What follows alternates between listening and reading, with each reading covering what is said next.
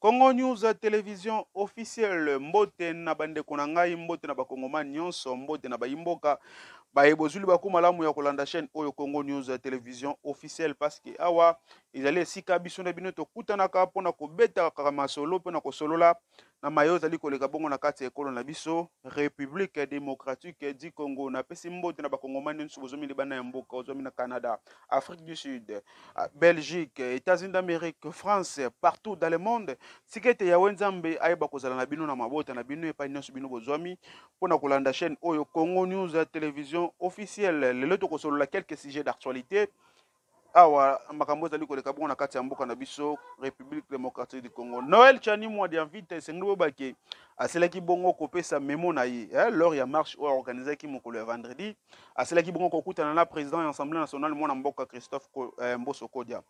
Bongo na kokoma na ye kuna epai ya mwana mboka Christophe Mboso Kodia aselaki bongo kopesa ye memo na memo na bango wana bapesaki na Christophe Mboso Kodia oyo ezali kolobela bongo makambo ebele soko tali loi sur la congolite eza na kati soko tali makambo oyo ezali koleka entre vie ya bapeuple congolais ozwi makambo ezali koleka na kati ya est ya République démocratique du Congo nyonso ezalaki na kati ya memo wana oyo aselaki bongo kotanga devant presse awa na kati ya ekolo na biso République démocratique du Congo. Bongo na proposition ya loi na yo wana sur la congolite esengeli bobaki na minute oyo elamusi lisusu débat makasi awa na kati ya mboka na biso na ndenge ya kosakana te soko tali mingi na bayi politique tokobeta masolo nango awa na kati ya Congo News télévision officielle pe awa tokoloba lisusu na yo etali bongo vie sociale ya peuple congolais parce que du jour au jour peuple congolais comme ko vivre vie moko mezali kosala kitoko te soki moki kolala kolamuka boyoka oyoli pe mati olalo la muki yo tamusone mati olalo la muki yo transport et mati donc ezali kosala kitoko te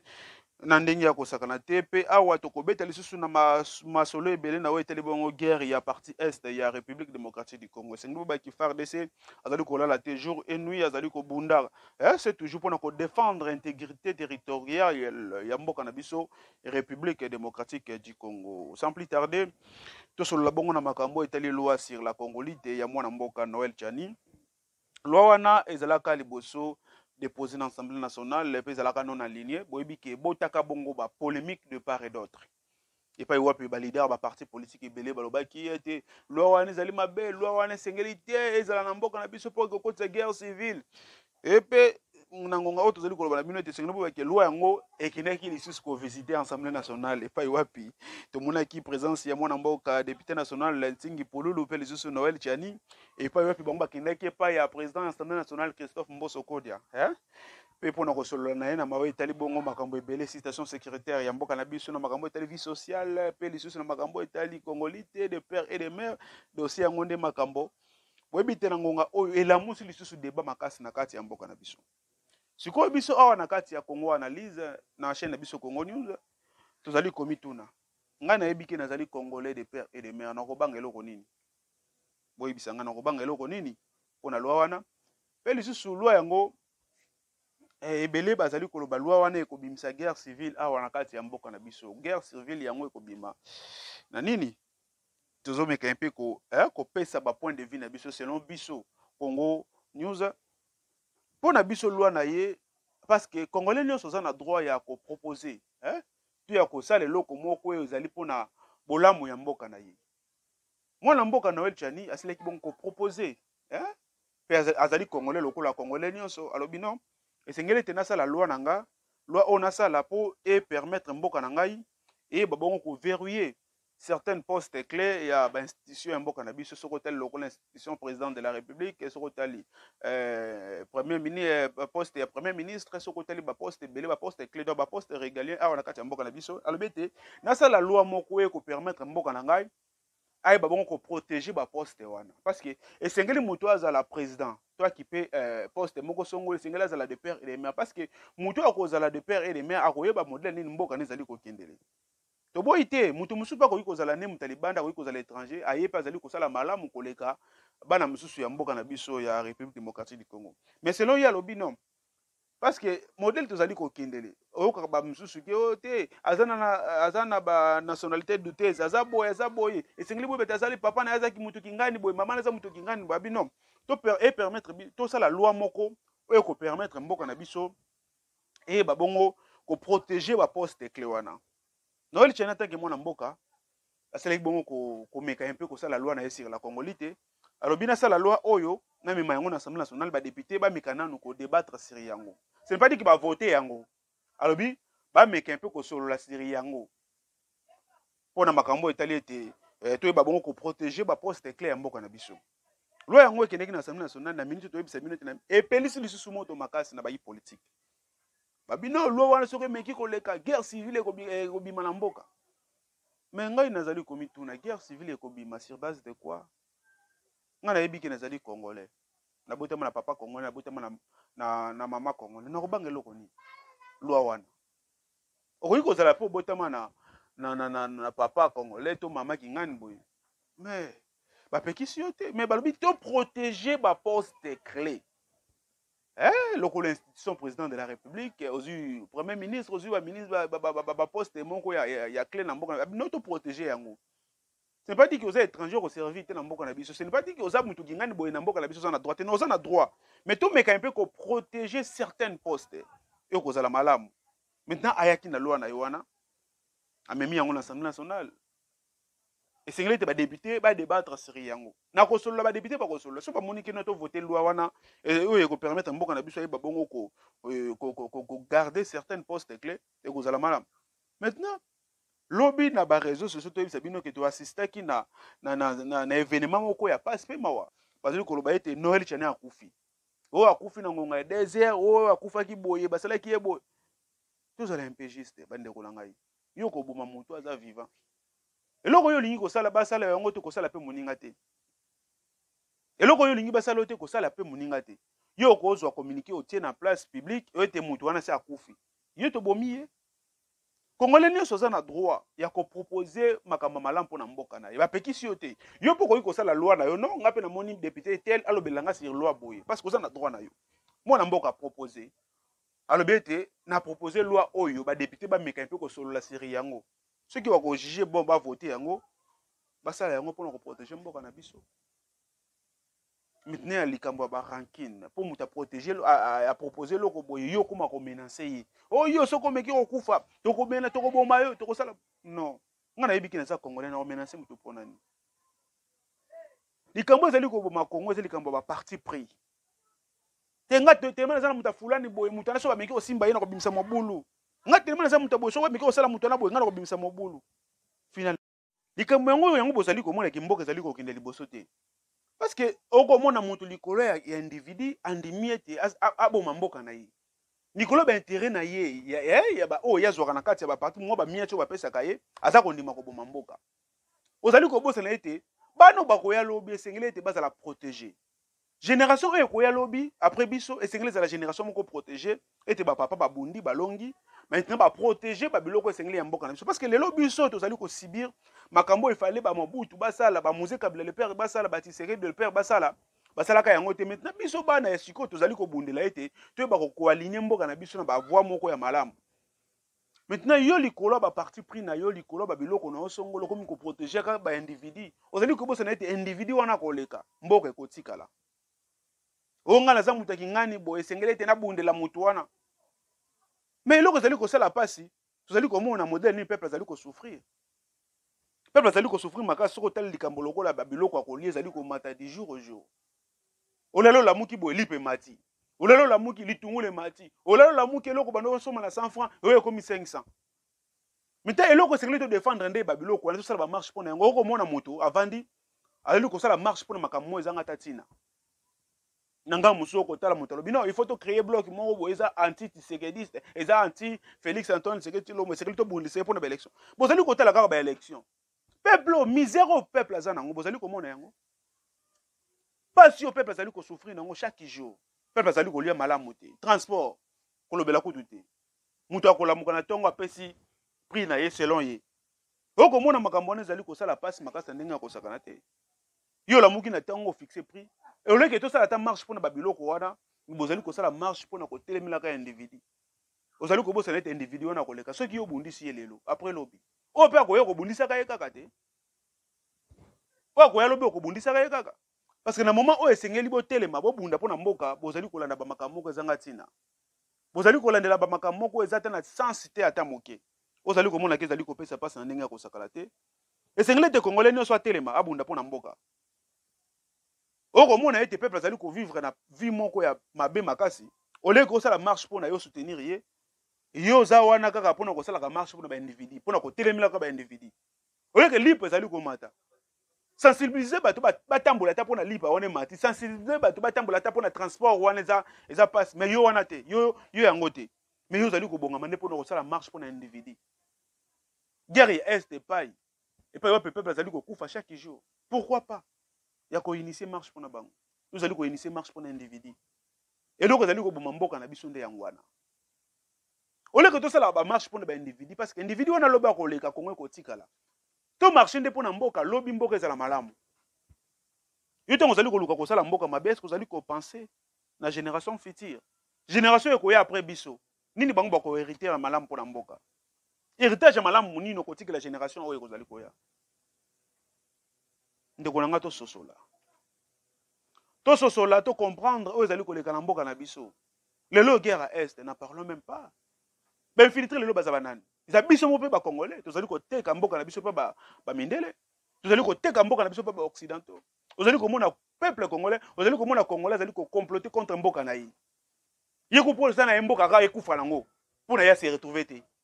Nous allons koluka se retrouver au lieu que baninga osala tout que baninga no se retrouver pour na mboka ki de malamu. Nous allons koluka yondo se retrouver.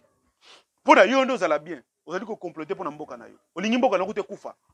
Pour na yo kutu kongo kufa nango lelo lobi musika. Congolais to kola muka to ko sosola mukolo nini. To ko défendre mboka ngolo lenge nini. Ndeko nanga to sosola ko. Derrière est les leçons qu'ils ont aussi là parce que biso moko nde tozana ba toza na hauteur ya makambo zali koleka na kati ya mboka na biso tozala à la base yo kongolo vandi ozali ko souhaiter mboka na yo kufa mboka ngo kufa ngo kaka sito lembi ngo pe yo lembi mo yo nde kufa parce que yo ndo lembi yo kufa tika mboka na biso mboka oyo ata lelo tata lobiti e ko changer kaka mais singela faut changer to telema na minute auto bunda pona mboka.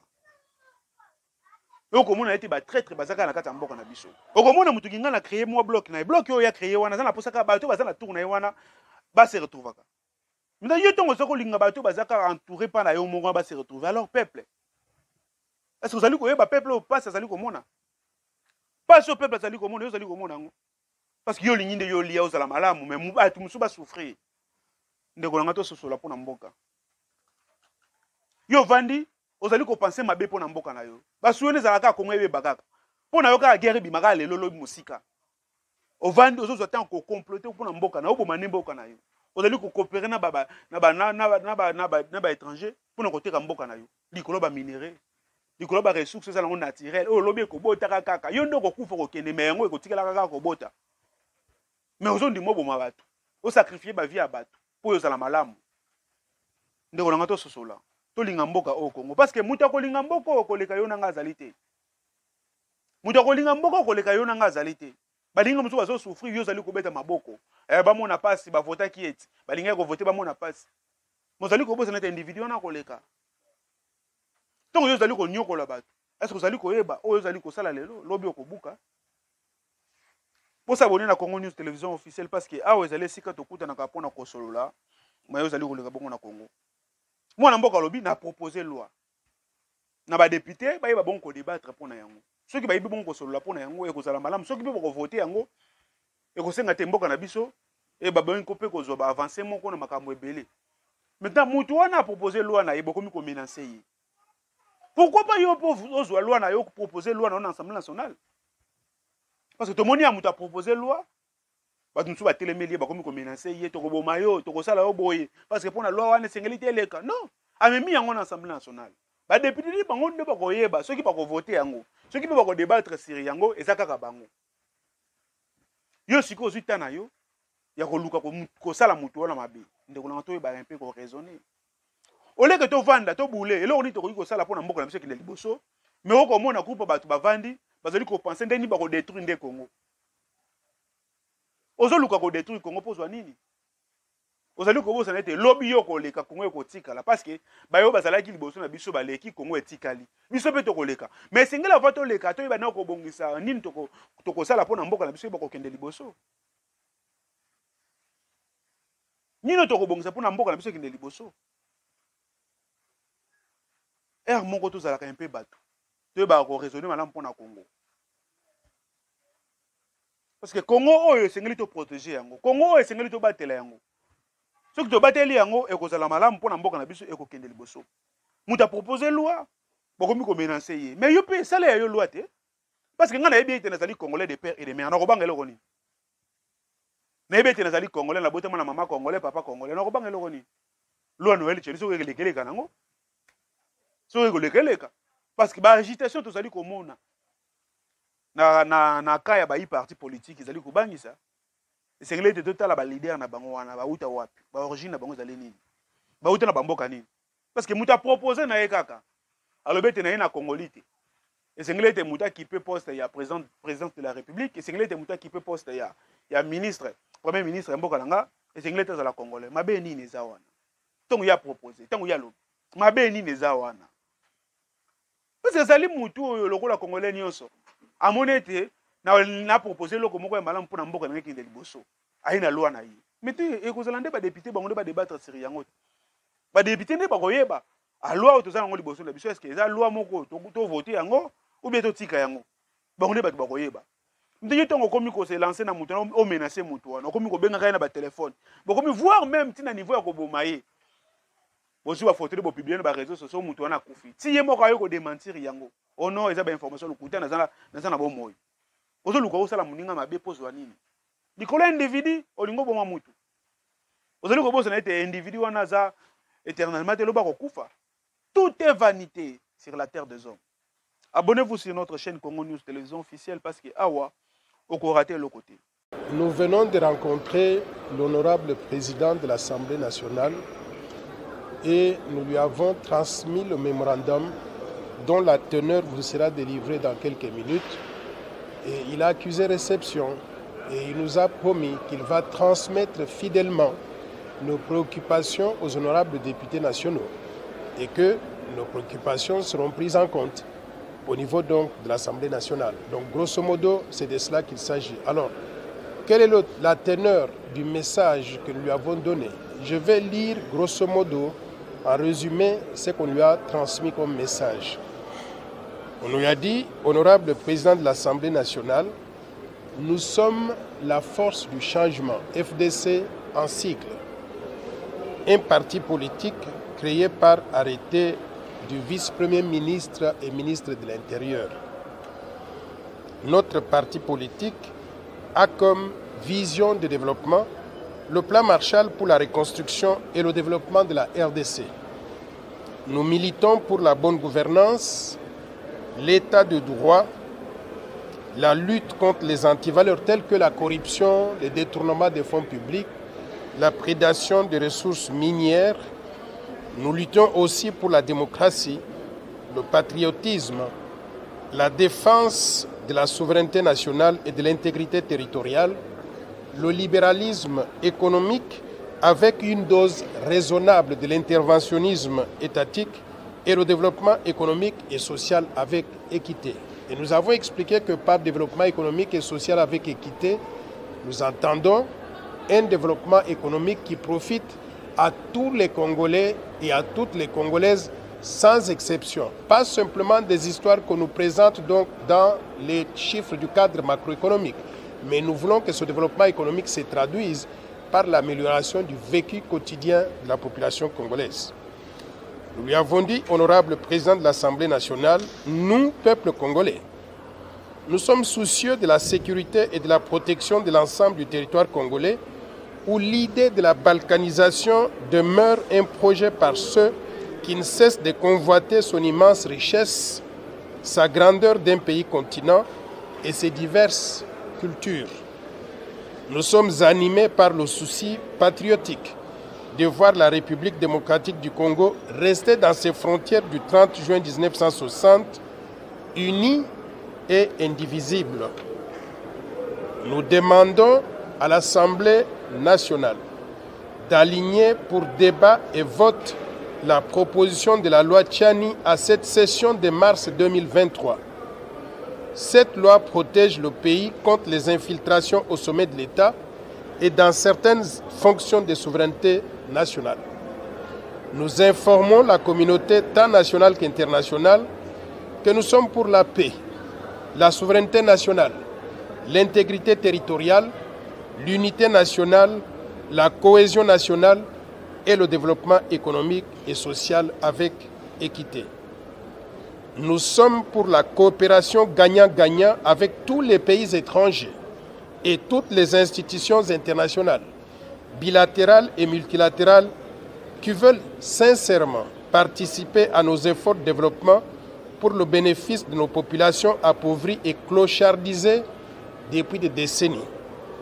Nous demandons aux pays étrangers et leurs groupes de lobbyistes de ne pas s'immiscer dans les affaires intérieures de la République démocratique du Congo en cherchant à nous imposer des dirigeants qui seraient à leur solde et qui travailleraient contre les intérêts supérieurs du peuple congolais. Nous disons non au tribalisme, au racisme, à la xénophobie et à la balkanisation planifiée de notre pays. Pour terminer, nous invitons les honorables députés nationaux et les sénateurs à prendre leurs responsabilités en tant que représentants légitimes du peuple congolais pour sauver le pays contre ces infiltrations. Nous demandons que nous puissions nous mobiliser tous pour défendre la terre de nos ancêtres en protégeant la souveraineté nationale et l'intégrité territoriale de la République démocratique du Congo. Abonnez-vous sur notre chaîne Congo News Télévision officielle parce que awa okozala jamais déçu. Tokosenga na bino bo s'abonner pe bo partager ba lien na biso oyo kosala biso malamu to ba kabongo ko partager ba information na biso elongo na bino to ba kabongo ko solola mayo zali koleka na kati ya mboka na biso République démocratique du Congo. Abonnez-vous sur notre chaîne Congo News Télévision officielle, abonnez-vous massivement puis activer cloche de notification oyo ko permettre yo ya kozwaka ba information en temps réel puis ya koyebaka makambo. Merci beaucoup.